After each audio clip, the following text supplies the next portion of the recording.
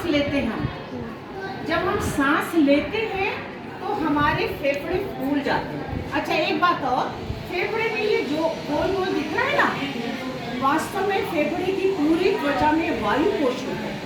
और ये वायु कोश क्यों कहलाती है? यहीं पर जाती है वायु, और यहीं पर ऑक्सीजन और कार्बन डाइऑक्साइड, ये वायु कोश है ना, इसी में ऑक्सीजन जाती है और रक्त की कार्बन डाइऑक्साइड को ले लेती है। तो जिस प्रकार से नासा छिद्र से होकर वायु गई श्वास नली में, श्वास नली से होकर के श्वसनी, और श्वसनी में होकर के फेफड़े के वायु कोश में चली गई।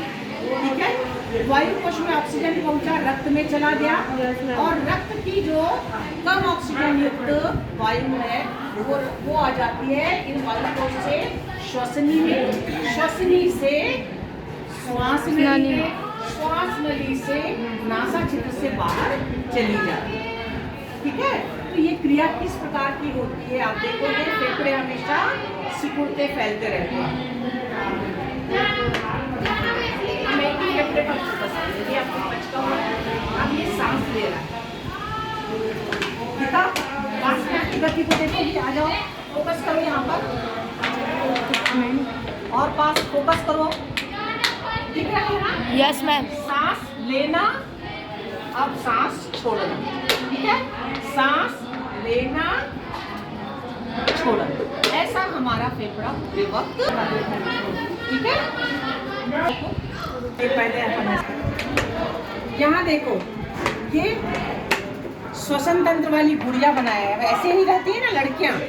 तो ये इसकी नाक है, नासा छिद्र से गया श्वास नली में, श्वास नली से ये दो श्वसनी है, तो हमें एक का दिखा रहे हैं। तो ये श्वसनी, और श्वसनी से कहाँ जा रहा है? फेफड़े में। फेफड़े क्या हो रहे हैं? सांस लेने से फूल रहे हैं, और छोड़ने वक्त सिकुड़ रहे हैं। दिख रहा है? यहाँ के देखो बेटा, यहाँ पूरा यस मैम। अच्छे से पूरा फोकस दिख रहा है, दिख रहा है ना अच्छे से? Yes ma'am. कैसा लगा बेटा? अच्छा। अच्छा ये बताओ, श्वसन तंत्र जो है अब समझ में आया? ठीक है, थैंक यू बेटा। हो गया। इसको क्या बोलते हैं बच्चों, बताओ? नासा छिद्र। इसको क्या बोलते हैं? सांस नली। और सांस नली के बाद दो जो दिख रही है ये फेफड़े। श्वसनी, और ये क्या है? दोनों फेफड़े। और ये जो गोल गोल है ये वायु कोश। तो सांस कहाँ तक चली जाती है? वायु कोश तक। कहाँ तक चली जाती है? वायु कोश। वायु कोश में क्या होता है? दोनों गैसों की अदला बदली होती है। ऑक्सीजन हम लेते हैं, वो वायु कोश में जाती है और रक्त में चली जाती है, और रक्त की जो कम ऑक्सीजन वाला रक्त है या जितने भी कार्बन डाइऑक्साइड है वो वायु कोश से फिर फेफड़ों से होते हुए कहाँ आती है? श्वसनी, उल्टी क्रिया शुरू हो जाती है फिर, और श्वास नली से आखिरी में वो बाहर निकाल दी जाती है। ठीक है, तो ये दोनों फेफड़े, दोनों फेफड़े के ठीक नीचे क्या है? डायफ्राम। तो इस प्रकार से श्वसन तंत्र के कितने भाग हुए? शुरू करो, हाँ बोलो।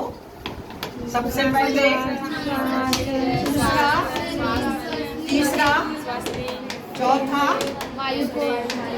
फेफड़े, और उसके बाद वायु कोश किसमें रहती है?